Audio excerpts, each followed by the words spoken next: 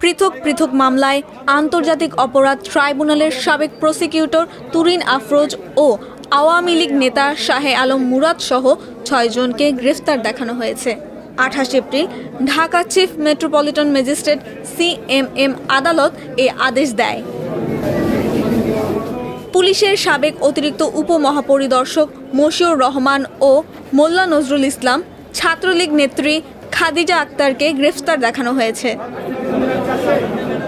Police ও আদালত সূত্র বলছে, ধানমন্ডি থানার মামলায় সাবেক পুলিশ কর্মকর্তা মশিউর ও মোল্লা নজরুলকে গ্রেফতার দেখানোর আবেদন করে পুলিশ।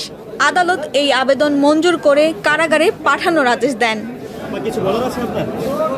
এছাড়া মিরপুর থানার একটি মামলায় সাবেক প্রসিকিউটর তুরিন আফরোজকে গ্রেফতার দেখানো হয়েছে। ধানমন্ডি থানার আরেকটি মামলায় আওয়ামী লীগ নেতা শাহে আলম মুরাদ ও খাদিজা আক্তারকে গ্রেফতার দেখানো হয়েছে।